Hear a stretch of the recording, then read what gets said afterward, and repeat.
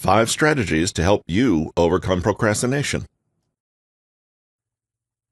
Procrastination is something that everyone falls victim to, even the most successful people in the world. Henry Melville, the author of the book Moby Dick, was so prone to procrastination that he made his wife chain him to his desk so that he had no other choice but to work on his book. Frank Lloyd Wright, an American architect known as the greatest American architect of all time, reported that he procrastinated on his most famous building. A client asked him to design a house called Falling Water. He missed several deadlines to deliver the draft that the client got fed up and said he would be at his office in 2 hours to see what he had done. Wright quickly finished the blueprint before the client arrived, and although hastily done, the work was of a very high standard, and the client was impressed.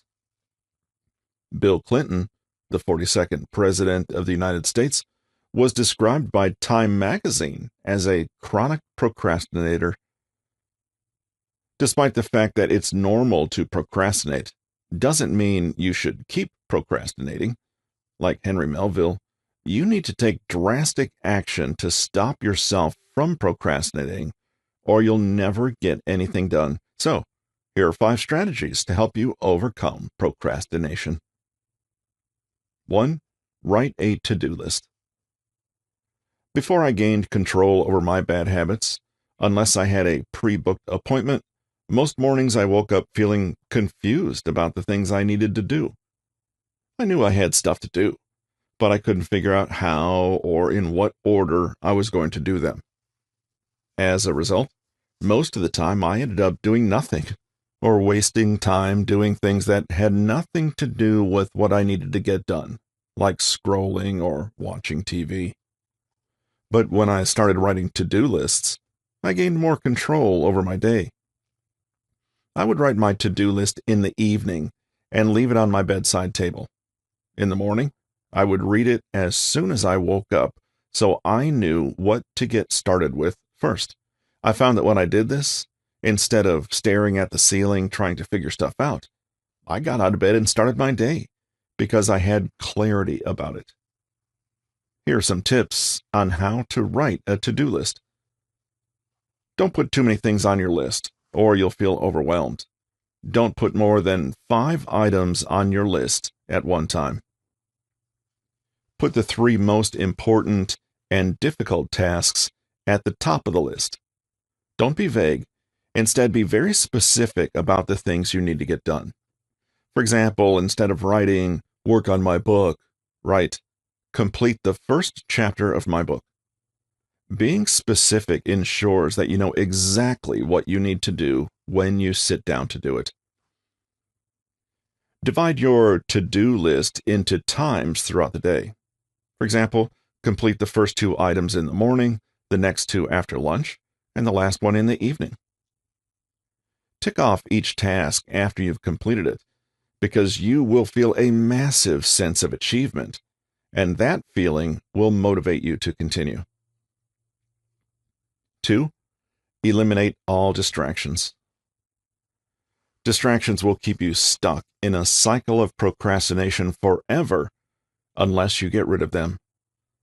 For most people, the biggest distraction is their phone, and unless you take extreme measures, you will give in to the ping every time you hear it.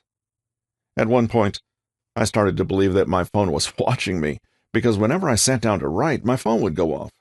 I'd pick it up, and that was the end of the 3-hour writing session I had planned. To eliminate this distraction, I left my phone in the glove compartment of my car every evening. I stopped bringing it into the house until I had completed my tasks. Remember, humans like taking the easy way out, and if something's too difficult, they will abandon the idea, no matter how much they want it. I lived in an apartment on the 5th floor. To get to my phone, I would need to leave my apartment, get in the lift to the basement, and walk to my car. I couldn't be bothered to do that. Unless I had an emergency phone call to make, many times I left it in the car until the next morning. You know what your distractions are, whether it's the phone, the TV, or your PlayStation, do what needs to be done to eliminate them. 3. Break your tasks up. Overwhelm is another major driver of procrastination. When you look at what you need to do and it seems too much, the easiest option is keep putting it off until tomorrow. But then you realize that there are no more tomorrows in the year. So you make another New Year's resolution, promising to complete the same goal. You know how the story goes. Years just keep flying by, and what you had set out to do never gets done. When I promised myself that I would write 500 words per day until I had written 100,000 words, writing my book got a lot easier. Most days I wrote more than 500 words because once I got started, I couldn't stop. Whatever goals you have set for yourself, break the tasks up and work on each one until it is completed before moving on to the next. Working like this helps you to build momentum because once you get going and see your progress, you'll feel motivated to continue. 4. Set a timer. One way to ensure that you get stuff done is to set a timer. Research suggests that when you are under pressure, you focus more.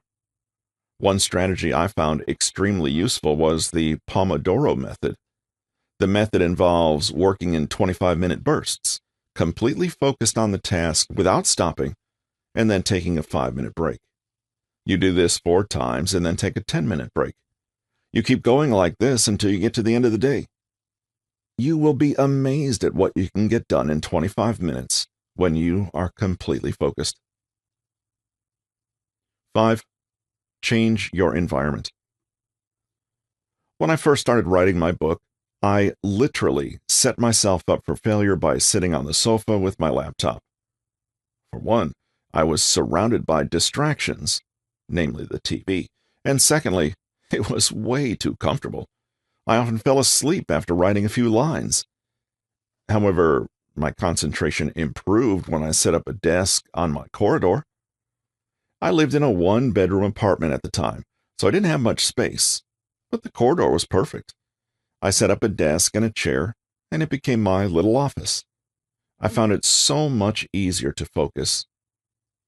At first, I stuck motivational quotes and my vision board on the wall in front of my desk so that every time I looked up or walked past, I was reminded of my dreams.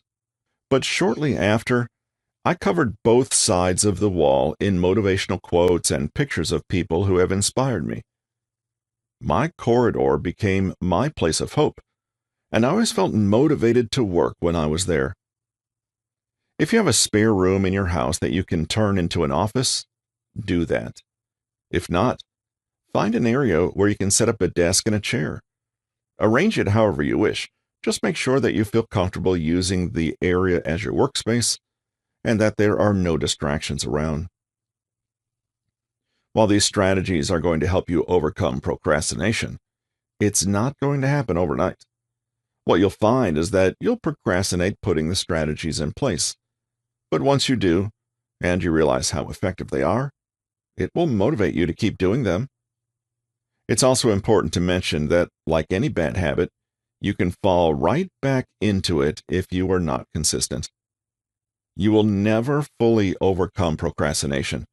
You've got to keep doing the things that prevent you from procrastinating.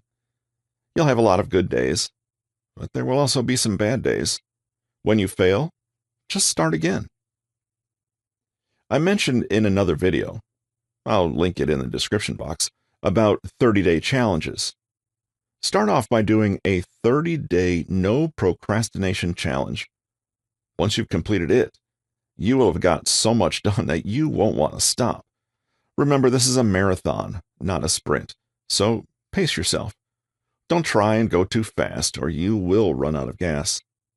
The aim is to kick your procrastination habit for life, and not just until you achieve your goals. I wish you all the best on your journey to overcome procrastination. If this video has helped you in any way, smash the like button and share it with friends and family. And if you haven't subscribed, what are you waiting for? Subscribe and turn on your post notifications so you're alerted every time I post a new video.